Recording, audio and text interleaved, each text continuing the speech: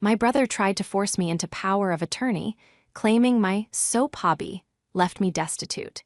He didn't know I'd just signed a $3 million acquisition deal an hour earlier. So I let him dig his own grave before burying him with the truth. This is where the story truly begins, and you won't want to miss what happens. Make sure you're subscribed to see it through to the end. We're always curious. Where in the world are you all watching from today? Let us know in the comments. I stared at the glowing screen of my phone, my vision blurring slightly at the edges. The notification was simple, a standard push alert from my banking app, but the numbers contained within it were life-changing. Deposit received, $3,250,000. I sat in the front seat of my 10-year-old Honda Civic, the engine idling with that familiar rhythmic rattle that I had meant to fix 6 months ago but never got around to. My hands were shaking, not from the cold, though it was a frigid November evening in Chicago, but from the sheer, crushing release of a decade's worth of tension. I had done it. Botanica, the little organic skincare line I had started in my kitchen with a terrifying amount of credit card debt and a blender I bought at a thrift store, had just been acquired by a major luxury retail conglomerate. I closed my eyes, leaning my head back against the fraying headrest. I needed to scream or cry or call someone. But who? My stomach churned, a violent reminder of the flu I had been fighting for the last 3 days. My body ached, my throat felt like I had swallowed broken glass, and I was running a fever that made the streetlights outside streak into long, watery ribbons of light. I shouldn't be driving. I should be in bed with tea and a celebration cupcake. But I couldn't be. I had been summoned. Family meeting, my mother, Linda, had said on the phone earlier that morning. Her voice had been clipped, possessing that academic rigidity she had honed over 40 years as a university dean. Attendance is mandatory, Rachel. Andrew and I have matters to discuss regarding the estate. Mark will be there. Do not be late. She hadn't asked how I was. She hadn't asked about the business. She had just issued a summons. I looked at the bank notification one last time, a small smile touching my chapped lips. I swiped the screen off, slipping the phone into my coat pocket. For the first time in my life, I wasn't walking into that house as the disappointment. I was walking in as a millionaire. But as I killed the engine and looked up at the imposing brick colonial house where I had grown up, a knot of dread tightened in my chest. The lights were blazing in the dining room. I could see the silhouette of my father, Andrew, standing at the head of the table. Even in silhouette, his posture was judicial, imposing. I stepped out of the car, the icy wind biting through my thin wool coat. I felt dizzy, my knees weak. I grabbed my purse, clutching it to my side like a shield. I walked up the driveway, passing the gleaming silver Porsche Panamera parked prominently near the entrance. Mark. Of course, he was here early. The golden child, the venture capitalist, the man who spoke in buzzwords and looked at me with a mixture of pity and disdain that made me want to shrink until I vanished. I reached the front door and hesitated. I had a secret in my pocket worth $3 million. I could turn around. I could go to a hotel, order room service, and sleep for a week. But habit is a powerful shackle. I turned the knob and pushed the door open. The warmth of the house hit me, smelling of lemon polish and expensive potpourri. "She's here," I heard Brenda's voice trill from the dining room. Finally. I walked down the hallway, my boots heavy on the hardwood.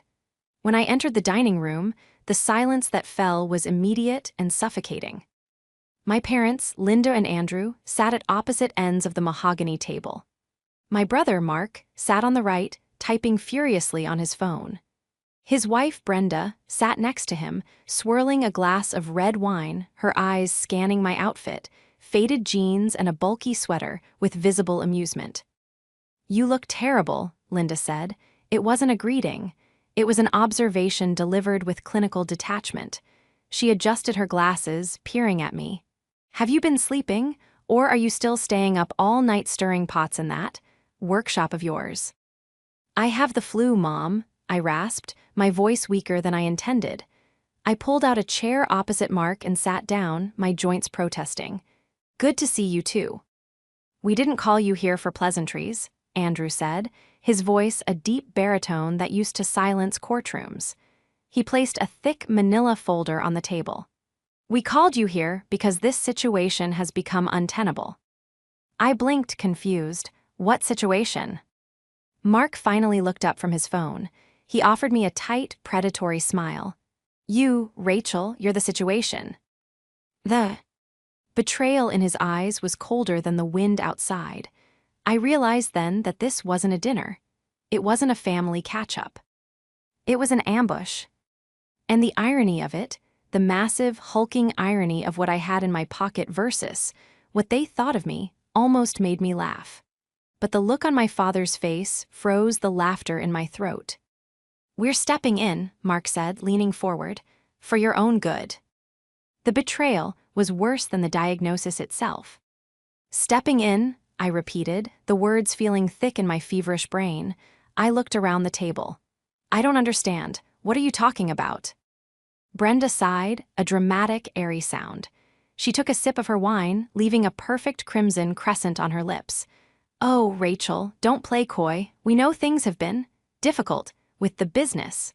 She used air quotes for the word business, her manicured fingers curling in a way that made my life's work seem like a toddler's lemonade stand. Difficult? I asked, gripping the edge of the table. My business is fine. Actually, it's a money pit, Mark cut in, his voice smooth and authoritative. He possessed that specific kind of confidence that comes from never having been told no in your entire life. He smoothed his silk tie.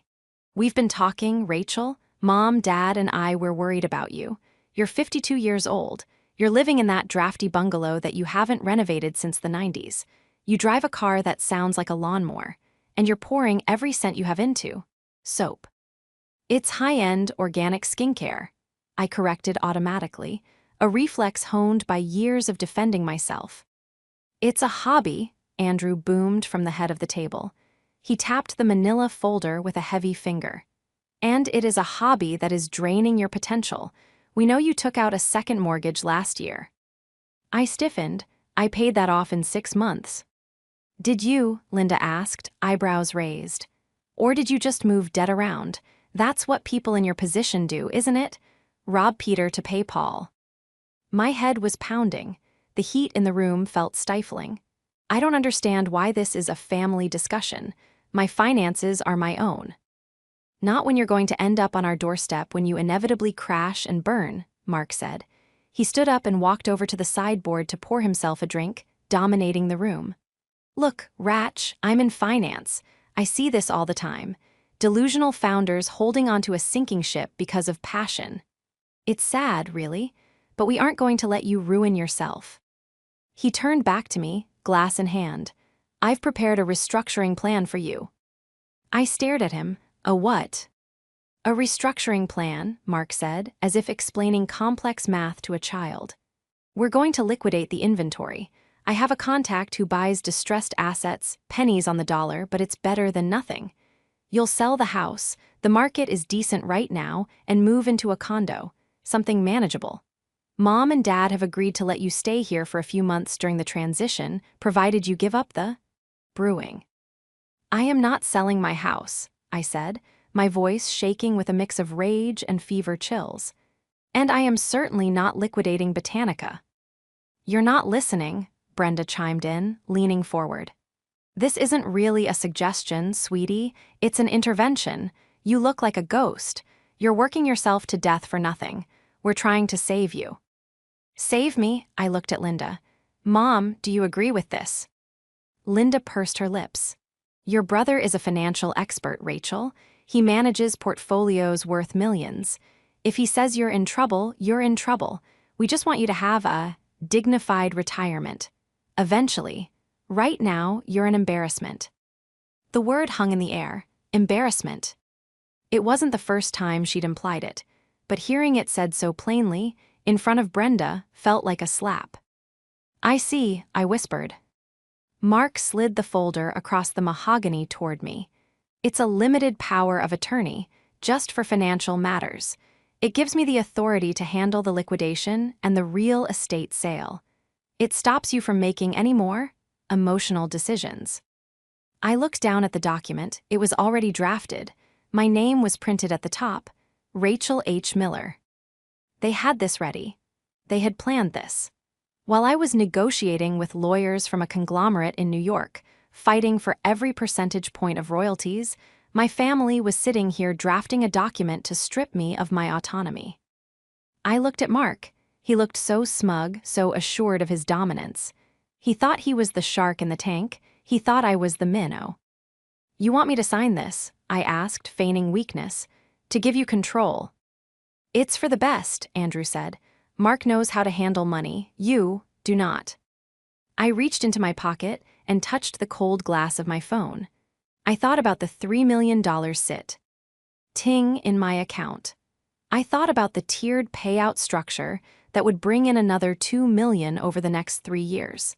I thought about the non-compete clause I had signed that effectively retired me today. They saw a failure. I saw a scoreboard where I was winning by a landslide. But they had forgotten one crucial thing. You don't build a business from nothing without learning how to spot a bad deal. "I need a moment," I said, coughing into my elbow. "I need to use the restroom. Then I'll look at the papers." "Take your time," Mark said, sipping his scotch. "We aren't going anywhere." He had no idea. I locked the bathroom door behind me and leaned against the cold wood, breathing heavily. The face in the mirror was pale, with dark circles under the eyes that looked like bruises. I did look terrible. But I smiled, a fierce, wolfish smile. To understand why this moment was so pivotal, you have to understand the last 10 years. When I started Botanica, I was 42, divorced, and starting over. I had always loved chemistry, loved the way plants interacted with oils. I started making soaps to help with my own eczema. Then I made them for friends. Then I started selling them at farmers' markets. My family was mortified. "You have a master's degree in library science," my father had raged when I quit my job at the city archive. "And you're going to become a peddler." "It's artisanal," I had argued. "It's a flea market stall," Mark had corrected. For a decade, I missed every major holiday because the holiday season is retail hell. I missed Mark's promotion parties. I missed Brenda's gallery openings. I was in my kitchen, then my garage, then a small rented warehouse, stirring vats of shea butter and essential oils until my arms felt like lead. I reinvested everything. I wore clothes from Goodwill so I could afford better packaging. I drove my rattling Honda so I could hire a part-time assistant. I lived lean so the business could grow fat. And all the while, Mark was the star. Mark, the venture capitalist. Mark, who joined a firm right out of Wharton. Mark, who leased a new luxury car every 2 years and bought a sprawling house in the suburbs that looked like a hotel lobby, impersonal and cold. Mark was the yardstick I was beaten with. Why can't you be more stable like Mark? Mark just bought a boat. Mark is taking us to Italy. But I had noticed things over the years. Cracks in the golden facade. 2 Christmases ago, Mark's card was declined at a restaurant. He laughed it off, blaming a fraud alert, but I saw the sweat bead on his upper lip. Last year, Brenda complained that they had to fire their housekeeper because good help is so hard to find. But then I saw her selling designer handbags on a resale app a week later. And Mark was a talker. He used words like leverage and synergy and disruptive, but he never actually made anything. He moved money around. He bet on other people's work. Now, staring at myself in the mirror, the pieces clicked into place. Why the sudden intervention? Why the urgency to sell my house and liquidate my inventory? Distressed assets. Mark didn't want to save me. Mark needed money. If he got power of attorney, he could sell my house, which was paid off, and pocket the proceeds under the guise of management fees or investments. He could sell my inventory for quick cash. He looked at me and saw a piggy bank he could smash open to cover his own mistakes. I washed my face with cold water, scrubbing away the fever sweat. I wasn't the little sister anymore. I wasn't the failure. I was the CEO of a multi-million-dollar brand, and I was about to walk into a negotiation with the most dishonest counterparty I had ever faced. I unlocked the door. When I returned to the dining room, nothing had changed, except Brenda had refilled her wine glass. "Feeling better?" Mark asked, tapping the pen against the table. "A little," I said. I didn't sit down. I stood at the end of the table, gripping the back of the chair. "So," Mark said, pushing the paper forward, "let's get this signed so we can start fixing your mess." "I have a few questions first," I said, my voice steady despite the scratchiness. "Rachel, don't make this difficult," Linda sighed.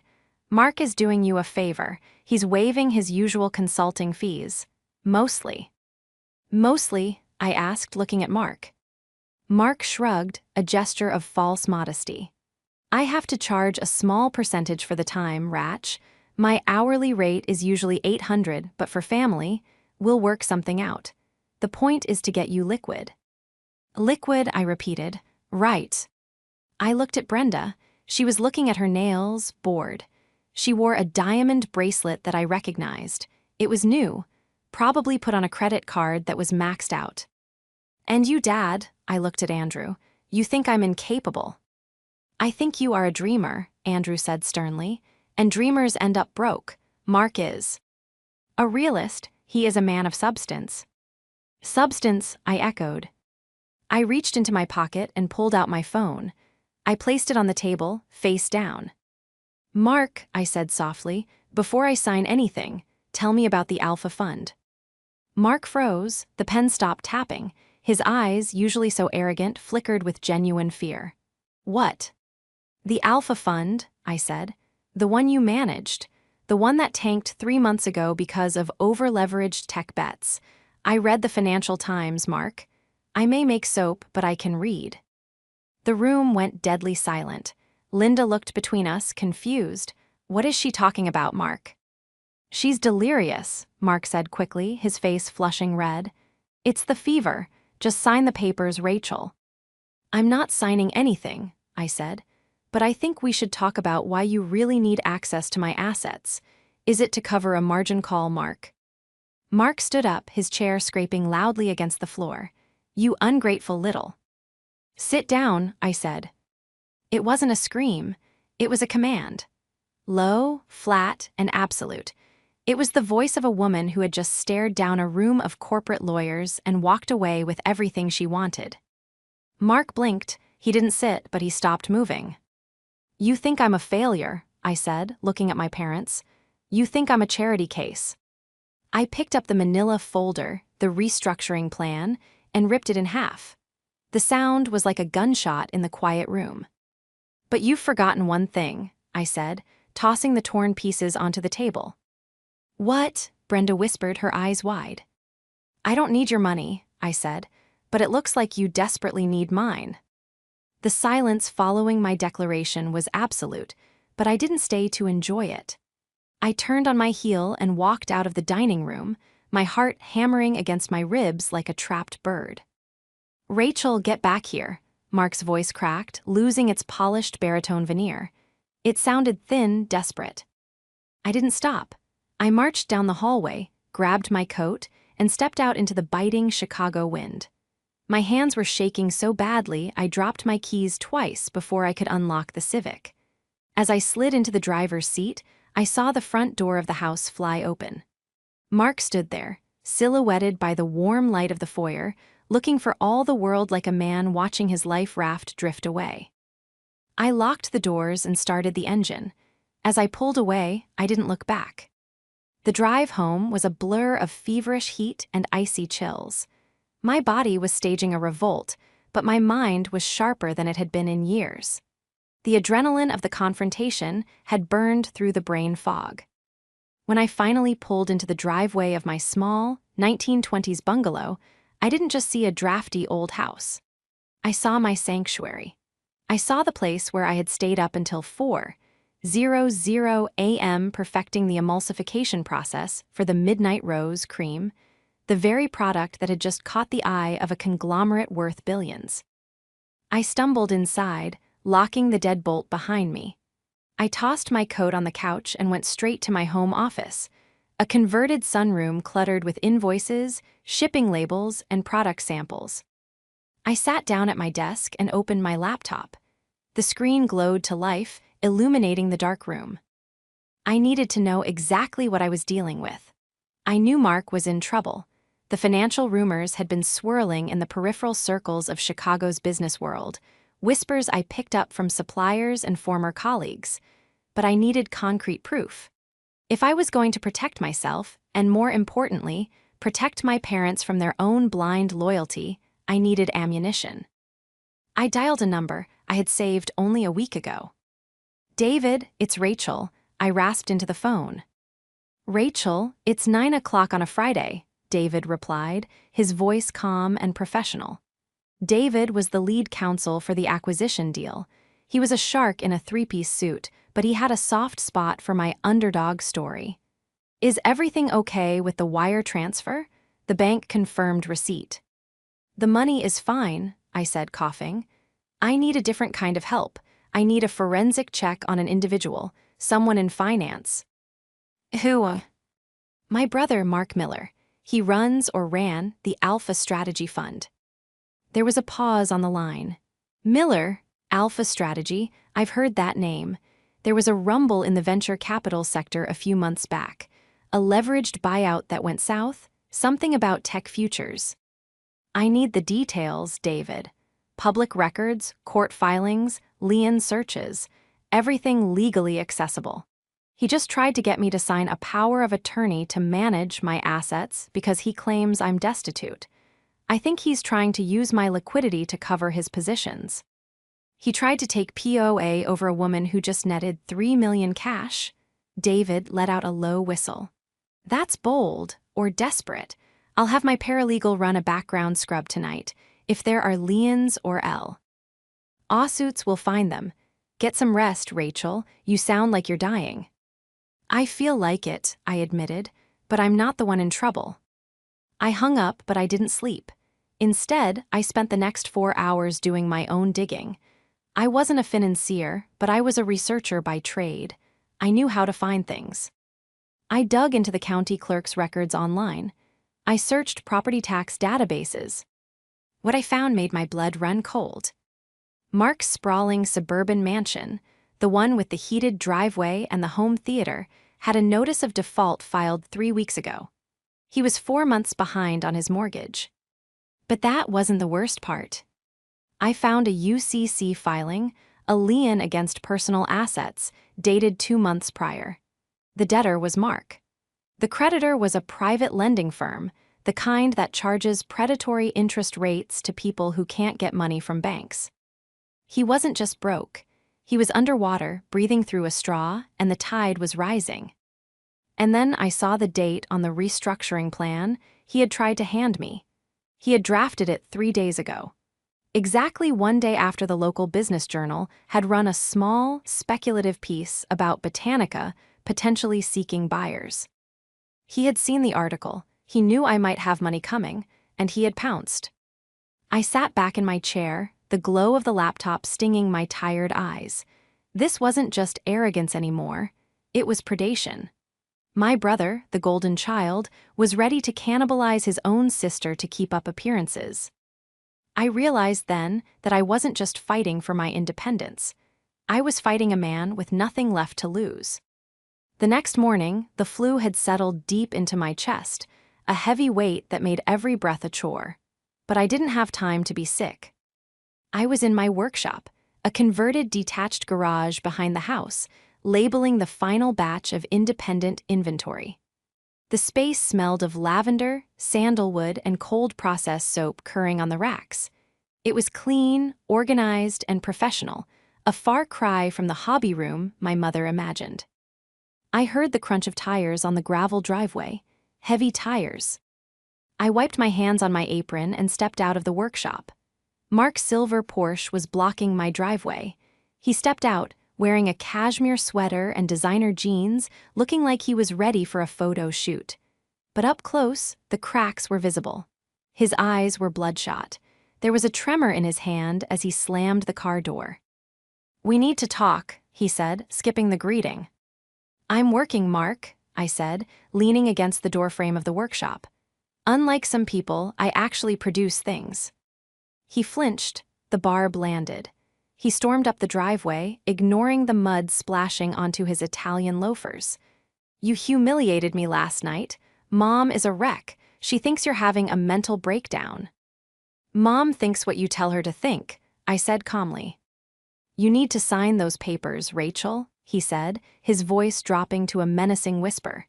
He stopped 3 feet from me, towering over my smaller frame.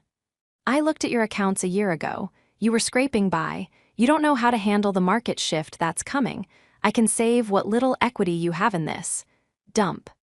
He gestured vaguely at my house. "Save it?" I asked.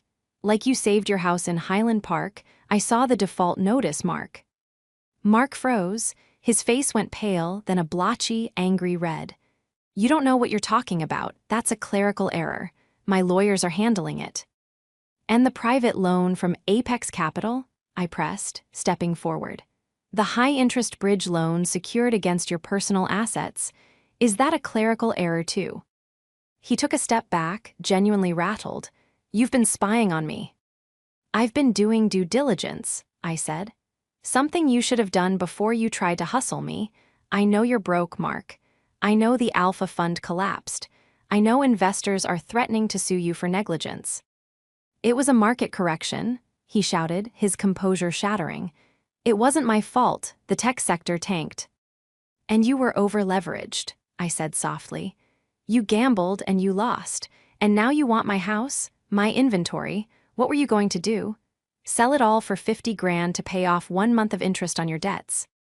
"It's not just about the money," he spat, pacing in a tight circle on the gravel. "It's about the legacy, Dad's reputation. If I go under, if I declare bankruptcy, the family name is mud in this town. Andrew Miller's son, a failure, it would kill him. It would literally kill Dad." He turned to me, his eyes wide and frantic. "I'm doing this for them. I need liquidity to bridge the gap until my next deal closes. I just need a bridge, Rachel. And you're sitting here playing chemist while the family legacy burns." "So you were going to steal from me to save your reputation," I summarized. "Borrow," he corrected, screaming now. "I was going to borrow it. I would have paid you back tenfold once the market turned." "You and I both know that's a lie," I said, feeling a strange calmness amidst his storm. "You would have drained me dry and then blamed me for not having enough to save you." Mark stared at me with pure hatred. "You selfish bitch. You have nothing. You are a spinster making soap in a garage. You think you're smart because you read a few public records? You have no idea how the world works." He stepped closer, invading my personal space. "Here is what is going to happen. You are going to sign that power of attorney. If you don't, I will have Mom and Dad declare you incompetent. I'll tell them about your episodes. I'll tell them you're hoarding trash. I'll get a doctor to sign off that you're unable to care for yourself. I will bury you in legal fees until you beg me to take control." It was a clumsy threat, born of panic, but it chilled me. He was desperate enough to weaponize the legal system, our father's world, against me. "Get off my property," I said. "Think about it," Mark sneered. "You can be the supportive sister, or you can be the institutionalized spinster. Your choice." He turned and walked back to his car. As he drove away, spraying gravel, I pulled my phone from my apron pocket. It had been recording the entire time. But as I replayed his threat in my mind, a terrifying thought struck me. He mentioned saving the family name. He mentioned doing it for Mom and Dad. If he couldn't get the money from me, where would he go next? I looked at the time. It was 11:00 a.m. My parents would be at their country club lunch. Mark wasn't going to his office. He was going to them. The realization hit me like a physical blow. Mark was cornered. I had shut the door on his access to my assets, so he would pivot to the only other source of liquidity available to him: our parents. Andrew and Linda were comfortable, but they weren't liquid. Their wealth was tied up in their house, the house they had lived in for 40 years, and their retirement accounts. If Mark convinced them to leverage the house, or worse, cash out their annuities to help him invest in a sure thing to save the family name, they would be destitute within a year. I ran back inside, coughing violently, and grabbed my laptop. My phone buzzed. It was David, my lawyer. "I have the report," David said, his voice grim. "Rachel, it's worse than we thought." "Tell me," I said, putting the phone on speaker as I frantically pulled up my email. "The lawsuit isn't just threatened. It was filed 2 days ago. Fraud, misappropriation of funds, and breach of fiduciary duty. His partners are alleging he moved client money into his personal accounts to cover margin calls. He's looking at prison time, Rachel, not just bankruptcy. Prison." I stared at the wall. "He needs cash to settle," I whispered. "He needs to pay them back before the criminal charges stick." "Exactly," David said. "He needs a massive injection of capital immediately to make the plaintiffs go away. If he doesn't get it within days, he's done." "He's going after my parents," I said. "He's going to try to get them to sign over their home equity." "You need to stop him," David warned. "If they sign voluntarily, even under manipulation, it's very hard to undo, especially if he's their son." "I know," I said. "I need proof, hard proof. Something my father, the lawyer, can't ignore. The lawsuit is good, but Mark will spin it as a misunderstanding. I need proof that he's already stealing from family." "Check the trust," David suggested. "Did your grandmother leave a trust?" "Yes," I said, my eyes widening. "The education trust. For the grandchildren, Mark is the trustee. If he's desperate, that's the first piggy bank he'd break. Do you have access?" "I'm a beneficiary," I said. "I have read-only access." I hung up and logged into the investment portal for the family trust. My grandmother had left a modest but significant sum for Mark's kids and any children I might have. It was supposed to be untouchable until they were 21. I navigated to the transaction history. My heart stopped. 6 months ago, the balance was $450,000. Today, the balance was $12.45. There were 5 transfers, all labeled management fee or reallocation, all routed to an account ending in the same 4 digits as Mark's personal LLC. He had stolen his own children's college fund. I felt sick, physically, violently sick, but beneath the nausea there was a cold, hard resolve hardening like steel. This was it. This was the smoking gun. My father valued the law above all else. He valued legacy. Stealing from a trust wasn't just a crime, it was a violation of the sacred duty of a patriarch. My phone rang again. It was my mother. "Rachel," Linda sounded frantic, her voice trembling.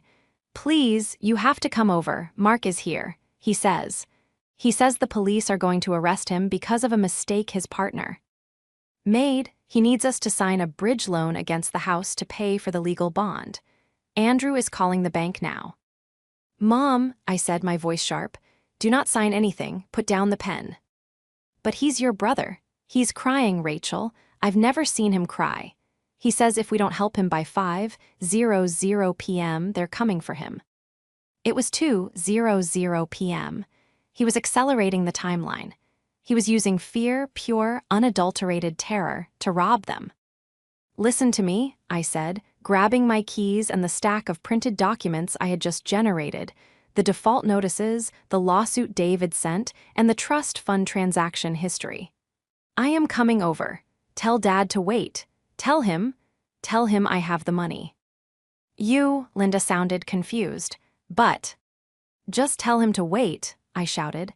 "Tell him I can write the check, but we need to meet first. Keep him there." I hung up. It was a lie. I wasn't going to write a check for Mark, but it was the only bait that would pause the pen. I grabbed the folder. This wasn't a family dinner anymore. It was a trial, and I was the prosecutor. I drove toward my parents' house, the Honda Civic pushing 70 in a 40 zone. The fever made the world swim, but my destination was clear. Mark had spent his whole life telling everyone I was nothing. He had spent the last 24 hours trying to destroy me to save his own skin. He had forgotten one crucial thing. I was the one who brewed things. I was the one who understood that if you mix the wrong volatile elements together and apply heat, you don't get a solution. You get an explosion. I pulled into the driveway. Mark's Porsche was there. My father's Lincoln was there. I took a deep breath, clutching the file folder to my chest. It was time to end this. I burst through the front door of my parents' house without knocking. The air inside was thick, suffocatingly warm, and smelled of stale coffee and high-tension anxiety. I found them in the library, not the dining room. It was a room lined with leather-bound legal texts, a sanctuary where my father, Andrew, had prepared for his biggest cases. Now, he sat hunched over his heavy oak desk, a pen hovering over a stack of documents that looked terrifyingly like a home equity line of credit application. Linda was standing by the window, wringing her hands, her face pale and drawn. And Mark was pacing the Persian rug, his tie loosened, his hair disheveled. When I entered, he spun around, and for a split second, the relief on his face was palpable. He thought I was the cavalry. He thought I was the checkbook. "Thank God," Mark breathed, rushing toward me. "Did you bring it? A cashier's check is best, but a wire confirmation will work for the bond hearing." I walked past him, dodging his outstretched hand. I moved straight to the desk and placed my hand firmly over the documents my father was about to sign. "Dad," I said, my voice raspy but commanding, "put the pen down." Andrew looked up at me. His eyes were tired, confused. "Rachel, Mark says it's a misunderstanding, a compliance error. He just needs a bridge loan for 48 hours. He said you agreed to help." "I am helping," I said. "I'm helping you keep your house." "She's wasting time," Mark shouted, his voice cracking. "Dad, the wire cutoff is 4:00 p.m. If we don't send the funds, the plaintiffs will file an injunction. They'll freeze everything. Just sign the damn paper." "Why are there plaintiffs, Mark?" I asked, turning to face him. I stood between him and our parents, a physical barrier. "If it's a compliance error, why is there a lawsuit for fraud?" "It's standard corporate litigation," Mark lied, his eyes darting around the room. "You don't understand high finance, Rachel. People sue for leverage." "Do they sue for theft?" I asked. I opened my folder. I didn't throw the papers. I laid them out on the desk with the precision of a surgeon laying out instruments. "Exhibit A," I said, pointing to the first document. "The court filing from the Southern District of New York, State of New York versus Mark Andrew Miller. Charges include wire fraud, embezzlement, and securities fraud. This isn't a civil suit for leverage, Dad. It's a criminal indictment." Andrew's hand trembled. He reached for his reading glasses and pulled the document closer. The room went silent, save for the grandfather clock ticking in the corner. That's fabricated," Mark stammered, sweat beading on his forehead. "She printed that off some conspiracy site." "Exhibit B," I continued, ignoring him. I slapped the next photo down. "The notice of default on your house in Highland Park. You aren't asking Mom and Dad for a bridge loan, Mark. You're asking them to pay your mortgage because you haven't paid it in 4 months." Linda gasped, her hand flying to her mouth. "Mark, is this true? You said the house was in a trust." "It's a cash flow issue," Mark screamed, stepping toward me. "I have the assets, they're just a liquid." "And finally," I said, my voice dropping to a whisper that carried more weight than a scream, "Exhibit C." I placed the transaction log from the family trust on top of the pile. "Grandma's Education Trust," I said, looking at my father. "The one you set up. The one you made Mark the trustee of because you said he understood money better than I did." Andrew looked at the paper. He stared at it for a long time. His face, usually flushed with color, turned a terrifying shade of gray. He traced the line items with a shaking finger. "Transfer out $150,000. Transfer out $100,000. Balance $12.45. "Andrew," Linda whispered, "what is it?" Andrew stood up slowly. He looked at his son. It wasn't anger in his eyes, it was something far worse. It was the complete and total death of respect. "You stole from your own children," Andrew said. His voice was a low rumble. "You emptied the trust." "I borrowed it," Mark shrieked, backing away until he hit the bookshelves. "I was going to put it back. I just needed to cover the margin call on the Alpha Fund. If I didn't, I would have lost the firm." "You lost the firm anyway," I said coldly. "And now you want to lose their house too." "You did this." Mark lunged at me, his face twisted into a mask of pure hate. "You jealous, petty little, you went digging. You couldn't stand that I was successful. You wanted to ruin me." He grabbed my shoulders, shaking me. Tell them you're lying." "Get your hands off her." The roar came from my father. Andrew Miller, 78 years old and recovering from hip surgery, moved faster than I had ever seen him. He slammed his hand onto the desk, the sound echoing like a gunshot. "Sit down, Mark," Andrew commanded. It was his courtroom voice, the voice that had put criminals behind bars for 40 years. Mark let go of me, stumbling back. He looked at his father, then at his mother. Linda was crying silently, leaning against the window frame, unable to even look at him. "You are a fraud," Andrew said, the words cutting through the air. "I have spent my life building a reputation of integrity, and you are a common thief." "Dad, please," Mark wept, collapsing onto the leather sofa. "I can fix it. I just need the money. If I settle with the partners, the criminal charges go away. I can start over. Please, don't let me go to prison." Andrew looked at the unsigned loan papers. Then he looked at me. For the first time in my life, I saw my father look at me not with disappointment, but with a desperate, pleading realization. He realized that the daughter he had mocked was the only thing standing between him and ruin. "Rachel," he said softly, is there any way to fix this, without the house?" "No," I said firmly. "His debts are in the millions, Dad. The house wouldn't even cover the interest. If you sign that, you will be homeless in 6 months, and he will still go to prison." Mark looked up, his eyes bloodshot. "You have money. You said you had the money. You said you had a deal." "I do," I said. I reached into my pocket and pulled out my phone. I opened the banking app again, the screen still showing the deposit. I turned it around and held it up for them to see. $3,250,000, I read aloud.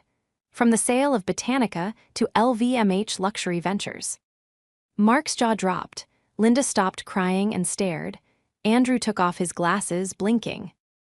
You sold the soap business," Linda whispered. "It wasn't a soap business, Mom," I said, feeling a wave of exhaustion and vindication wash over me. "It was a brand I built while you were all praising Mark for spending money he didn't have." I looked at Mark. "I have the money. I could write a check right now and make your bail. I could hire the best defense team in Chicago." Mark sat up, a flicker of hope returning to his eyes. "Rachel, please, we're family. I'm sorry, I was stressed. I didn't mean what I said. Please." "No," I said. The word hung in the air, heavy and final. "You wanted a cut," I said. "You wanted to manage me. You wanted to strip me for parts. You don't want a sister, Mark. You want an accomplice." I turned to my father. "I blocked the transaction on the trust account, Dad. I flagged it for fraud this morning. The bank is freezing Mark's access as we speak. If you want to save what's left of your dignity, you'll ask him to leave." Andrew looked at his son, the golden child, the broken man. He took a deep breath, his posture straightening. "Get out," Andrew said. "Dad." "Get out of my house," Andrew roared, pointing at the door. "And do not come back until you have answered to the law." Mark looked at us, a wall of unified judgment. He made a noise in his throat, a pathetic sound of frustration, and stormed out of the room. We heard the front door slam, then the roar of his Porsche engine one last time. The silence that followed was deafening. The aftermath was not a movie ending. There was no champagne toast. There was only the quiet, shattering sound of an illusion breaking apart. Linda collapsed onto the sofa where Mark had been sitting, weeping openly. "My boy," she kept saying, "my poor boy." Andrew slumped into his office chair, looking 20 years older than he had that morning. He stared at the trust fund documents, his finger tracing the lines over and over, as if trying to find a mistake in the math. I went to the kitchen and made tea. It was the only thing I knew to do. The fever was burning through me again, my adrenaline fading, leaving me shaking and weak. When I brought the tray back into the library, Andrew was on the phone. "Yes," he was saying, his voice devoid of emotion. "I am reporting a breach of fiduciary duty regarding the Miller Family Trust. The trustee is Mark Miller. Yes, I understand. I will cooperate fully with the investigation." He hung up the phone and looked at me. "I called the district attorney," he said. "I know," I replied, setting the tea down. "He's my son," Andrew said, his voice cracking. "But he is a criminal." He looked at me then, really looked at me. He looked at my faded sweater, my tired eyes, the defiant set of my jaw. "Rachel," he said, $3 million. "Yes," I said, sipping my tea, "plus royalties." Andrew let out a long, ragged sigh. "We told you to quit. For 10 years, we told you to quit." "You did," I agreed. "We were wrong," Linda whispered from the sofa. She sat up, wiping her eyes with a handkerchief. "We were so wrong, we thought we were protecting you, we thought you were lost." "I wasn't lost," I said. "I was just working." "I am so sorry," Andrew said. It was the first time in my 52 years that I had heard my father apologize. "I am sorry I didn't see you. I am sorry I valued his flash over your substance." I wanted to accept it. I wanted to hug them and say it was okay. But the scars were deep. They had sat at that dining table 24 hours ago and tried to strip me of my rights. That doesn't go away with one apology. "I appreciate that, Dad," I said quietly. "But I'm not going to manage your estate. I'm not going to replace Mark as the fixer. I'm going to travel. I'm going to buy a house in Tuscany. I'm going to enjoy my life." "You deserve it," Linda said softly. The next 6 months were a blur of legal proceedings. Mark was indicted on 12 counts of fraud. Without the bail money or the settlement cash, he was forced to use a public defender. The friends he had in high places evaporated the moment the handcuffs went on. Brenda filed for divorce 3 weeks after the arrest. She sold her story to a tabloid for a 5-figure sum, painting herself as the victim of a monster, conveniently forgetting the years she spent spending the stolen money. Andrew and Linda were devastated, but they survived. They had to sell the big house. The memories were too tainted, and they needed to replenish the trust fund for the grandkids, but they moved into a nice condo downtown. I didn't pay for it. They paid for it. But I did hire a forensic accountant to help them disentangle their finances from Mark's mess. That was my gift to them. As for me, I'm writing this from the terrace of a villa just outside of Florence. The air smells of rosemary and sun-baked earth. My flu is long gone, replaced by a tan and a sense of peace I never thought possible. I received an email from Mark yesterday. It was sent from the prison email system. He's serving 5 years. He asked for money for the commissary. He said the food is terrible. I didn't reply. I put down my tablet and looked out over the olive groves. My phone buzzed. It was a notification from my bank. The first quarterly royalty payment from the acquisition had just hit. $125,000. I smiled, took a sip of my wine, and blocked the email address. They told me I would never make it. They told me I was playing with a hobby. But in the end, the hobby saved them from homelessness, and it gave me the one thing they could never buy: freedom.